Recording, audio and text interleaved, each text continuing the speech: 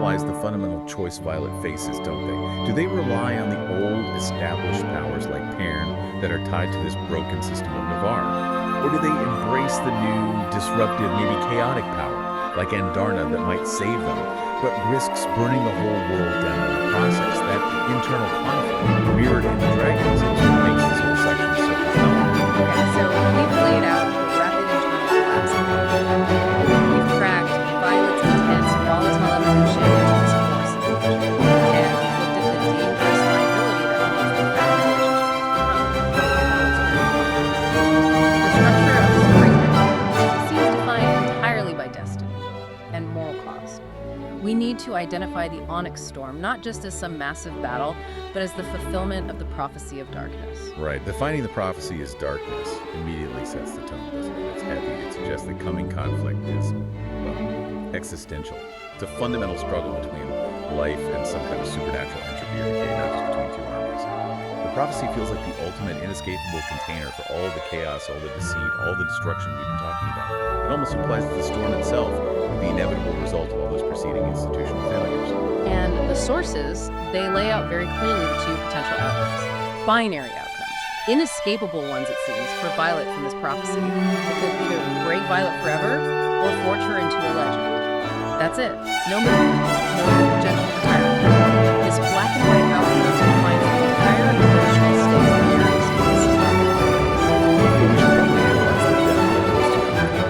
What does it really mean? Giving her physical abilities so that she's already watching. This likely refers to a moral catastrophe or psychological storm consuming her identity. Leaving her victorious, maybe, but fundamentally more that committed unforgivable acts of daily necessity. Conversely, being forged into a legend, well, that implies changes in your living status. But as we know from basically all classic stories, legends are cursed, and found to sacrifice over. Which brings us right to the decisive purpose. The sources seem to distill the entire weight of the sequence, the prophecy, and the transformation, all down into one central, agonizing, unavoidable dilemma for Violet. And the choice is framed in this stark opposition. It leaves her absolutely no easy path, no win-win scenario. Choice A, will she sacrifice love for the greater good? This is the clear choice that aligns with traditional duty, right? Yep. The expectations of a soldier, the desperate political needs of a collapsing Navarre.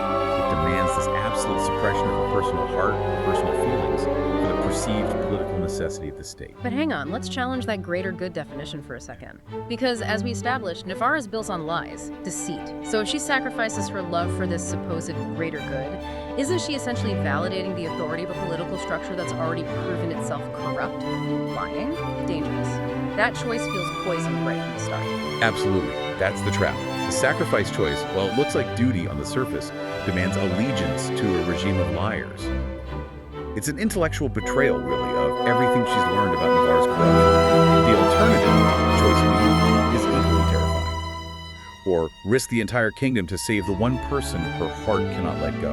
And this is the choice aligning with personal love, defying the desperate demands of her crumbling empire, gambling everything on her singularly deeply compromised emotional bond with Xaden. If she chooses this path, she's prioritizing her personal emotional life over the fate of potentially millions who are relying on her power for survival. This is the absolute essence of a profound, morally gray decision. There's just no ethical victory here, none. If she sacrifices Xaden, she serves a lie, a corrupt system. If she saves Xaden, she risks confirming the prophecy's darkness by potentially plunging the entire world into ruin. The narrative is constructed to ensure that both choices lead to immense, catastrophic, and fundamentally unjust consequences for her. Every choice she makes has a cost, but the sources really emphasize the ultimate defining nature of this final choice. And this time, the cost may be everything she loves. That confirms it. The narrative structure is designed purely to force her to choose. Choose between who she loves and what she believes she must do, ensuring that even if she somehow wins the war, she loses a fundamental piece of her soul in the process.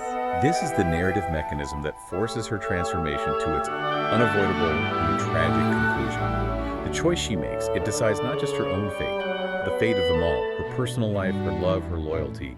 They're all now just weapons or liabilities in the service of this prophecy. She cannot choose her own happiness. She cannot fulfill her bond with Xaden without potentially choosing mass ruin. That kind of maximum leverage, that's the definition of high stakes.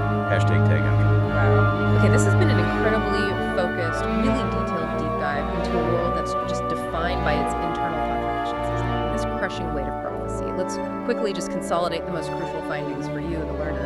Right. We established pretty clearly that the primary threat in Onyx Storm, it isn't external, it's internal. It's defined by that systemic collapse of Navarre, fueled by institutional lies, widespread betrayal, just poisoning the kingdom from the inside out. Then we rigorously tracked Violet's dramatic, frankly terrifying transformation from that fragile, underestimated girl to the formidable, powerful, and maybe inherently destructive force, the storm that's required to meet the challenge of the prophecy. And finally, we analyzed that critical test placed upon her bond with Xaden, where their intense love is strained right to the breaking point by political duty, by the heavy weight of secrets, leading to that impossible, inescapable binary choice.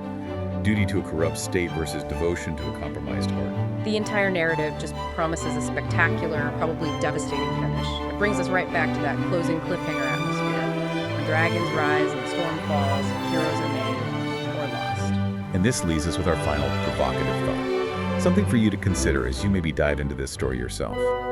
If the prophecy requires destruction, and Violet is defined as the storm, can she truly save the kingdom without destroying the very thing she's fighting to protect? Things like her innocence, her moral clarity, her love. What does it really mean to be forged into a legend? That legend fundamentally requires the sacrifice of the heart, the ultimate victory of power over love. A question, I suppose, that only the final, inescapable moment of the storm can answer.